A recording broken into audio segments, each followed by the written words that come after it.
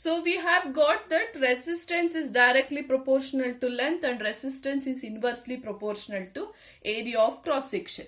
Now if I combine, resistance is directly proportional to length and inversely proportional to area of cross section. As I have told, if I want to remove the proportionality, I have to make an that is, if I want to make an equal sign, then I have to add a constant term. That constant term here is rho.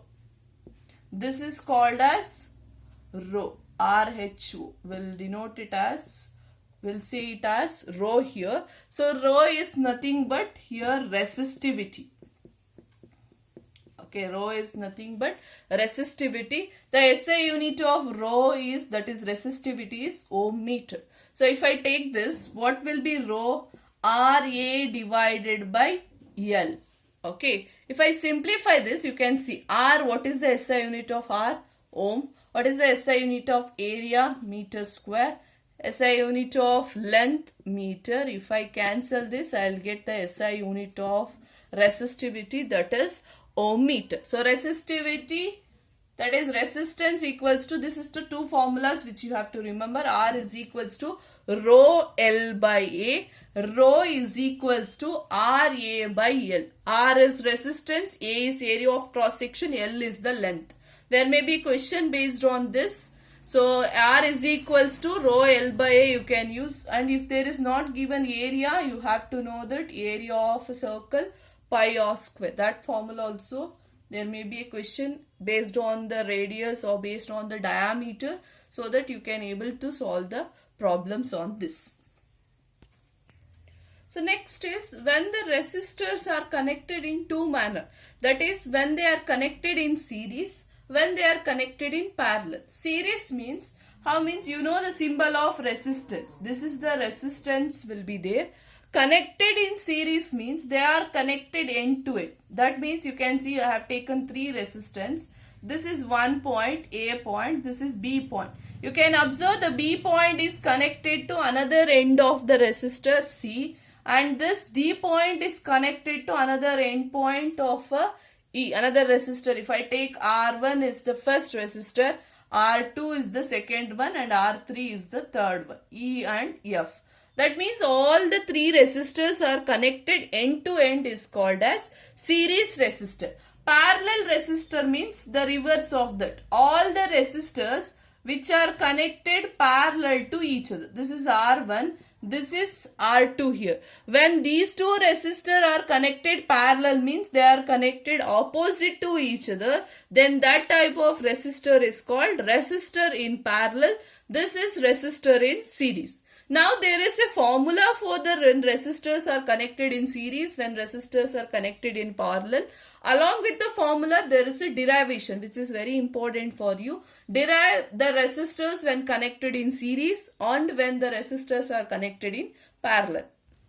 So this is the circuit diagram when resistors are connected in series. You can observe R1, R2, R3 are connected end to end, that is series, and voltmeter is always connected in parallel with the circuit, and ammeter will always be connected in series. This is the battery and this is the plug key closed.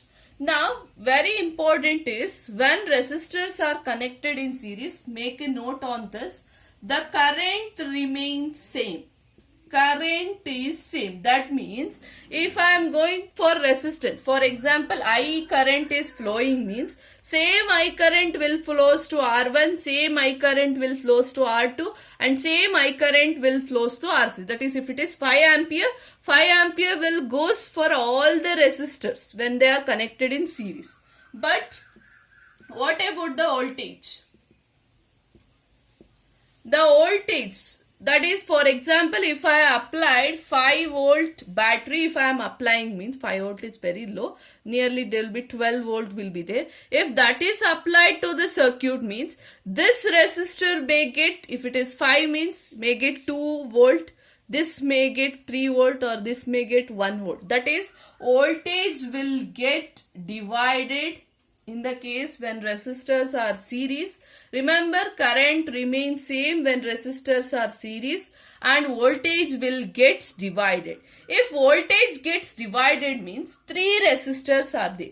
then what you will write? V is equals to resistor R1 will get V1 plus resistor R2 will get V2 plus resistor R3 will get V3 here. That means V is equals to V1 plus V2 plus V3. So by Ohm's law, I can write the capital letter V. This V as I into RS.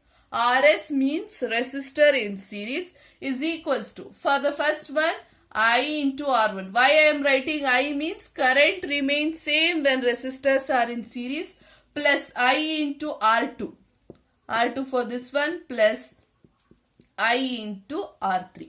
So if I see this, if I take IRS is equals to I, if I take common here, so what does it become? R1 plus R2 plus R3. So I will cancel. So what is the formula you will get? RS is equals to R1 plus R2 plus etc. How many resistor will be there? That. So RS means resistor in series is equals to resistor 1 plus resistor 2. How many resistors are there? That you are going to add it. 5 ohm, 5 ohm, 5 ohm means RS you will get it as 15 ohm resistor. Okay. So I think you have understood this. This derivation is also important, and also writing the formula is also important. Okay. In the live class, we will discuss what is the relation or how you are going to derive when resistors are connected in parallel. I hope you have understood this. If any doubts is there, we'll discuss there. Thank you, children.